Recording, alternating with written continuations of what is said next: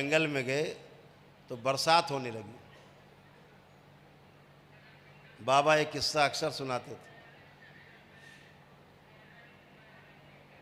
बरसात होने लगी, बिजली कड़कने लगी, गड़गड़ाने लगी। उन्हें लगा कि बिजली गिर न जाए नीचे।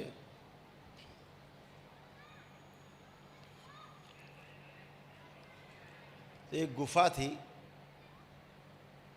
तो तीनों उस गुफा में अंदर छिप गए। तो बादल गड़गे, फिर गरजे कस के गड़गड़ाए और ऊपर से बिजली आके उसी गुफा में आए और फिर वापस चली जाए। 2-4 बार हुआ। तो दोस्तों में तय हुआ कि यार हम में 3 में से कोई एक पापी जरूर है। एक आदमी बाहर जाओ, कम से कम 2 तो बचे रहें, एक ही मरेगा। ये बिजली बार बार आ रही है, इसका मतलब इसमें 3 में कोई तो पापी है। एक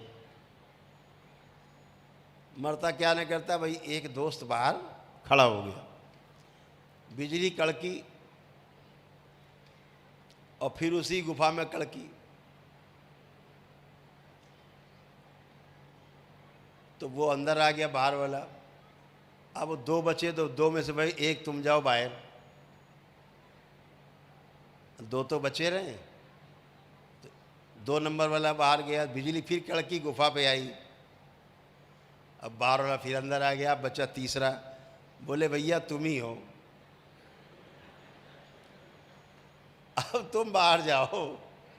उसने कहा तो मरे, मौत सामने है, कि भैया हम तो बाहर नहीं जा रहे। और बिजली बार बार गड़गड़ गड़गड़ गड़गड़ गुफा पे आगे गिर रही, वापस जा रही। अब दोनों ने कहा भैया धक्का मार रहे हैं, भैया तुम बाहर जाओ, तुम्हारे चक्कर में हम और मर जाएंगे दोनों। वो कहे हम तो जाएंगे नहीं, चाहे कुछ भी हो जाए। वो नहीं माने तो उन दोनों ने पकड़ के उसको, हाथ पकड़े, एक ने पैर, और ले जाके बाहर फेंक आए और गुफा में घुसाए। अब बिजली गरजी और आके उसी गुफा में गिरी आके पहले।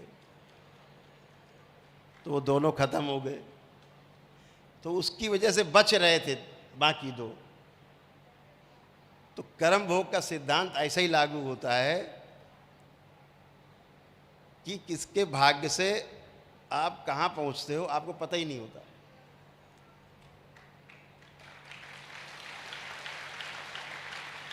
इसलिए जीवन में किसी को अपना पार्टनर बनाना, चाहे पति पत्नी का रिश्ता हो, चाहे पिता पुत्र का हो, चाहे परिवार में कोई भी संबंध हो, चाहे अन्य परिवार के संबंध हो, संबंधों को टूटने मत देना, क्योंकि पता नहीं कौन सा संबंध आपको जोड़ के रखे, मजबूत बनाए हुए। कर्म भोग का सिद्धांत ऐसे काम करता है। तो चलिए बाल चोटी